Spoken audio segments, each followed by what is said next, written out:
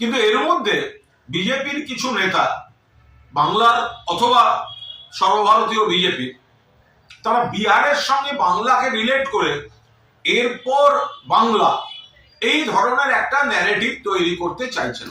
খুব স্পষ্টভাবে বলে রাখি, বিহারের ফল যাই হোক, দয়া করে কোনো কষ্টকল্পিত তুলনা বাংলার সঙ্গে করতে আসবেন না।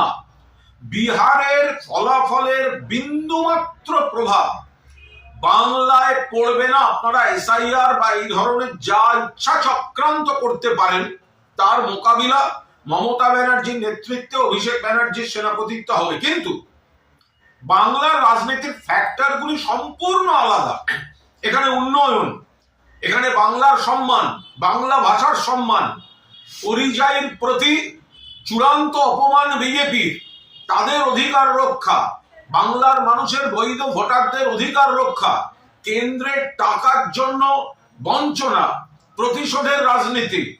এখানে বিজেপি মানুষের দ্বারা প্রত্যাখ্যাত, আর শীত গ্রীষ্ম বর্ষা মমতা বন্দ্যোপাধ্যায় ভরসা, যার উন্নয়নের মডেল অন্যান্য রাজ্যকে অনুসরণ বা অনুকরণ করতে হয়।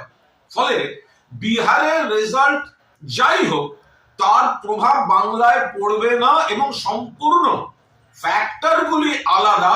এখানে তৃণমূল মানুষের বন্ধু এবং সামাজিক আর্থসামাজিক কাঠামোয় মানুষের আর্থিকভাবে সামাজিকভাবে তৃণমূল বন্ধু, এবং বিজেপি বঞ্চনা, উপেক্ষা, অপমান, অস্তিত্বের সংকট তৈরি করে দেওয়ার জন্য বিজেপি এখানে শত্রু। ফলে 250 আসন নিয়ে প্লাস মাইনাস চতুর্থবারের জন্য বাংলায় মুখ্যমন্ত্রী হতে চলেছেন মমতা বন্দ্যোপাধ্যায়। বিজেপি যে নেতারা বিহার দেখিয়ে বাংলা টেনে সকাল থেকে মন্তব্য করছেন, তারা অকারণ পরিশ্রম করছেন।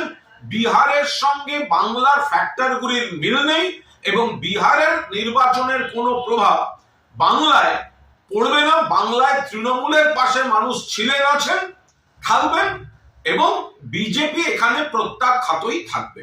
আর বাকি নির্বাচনী বিশ্লেষণ বিহারের, সেটা আমাদের নেতৃত্ব খতিয়ে দেখছে।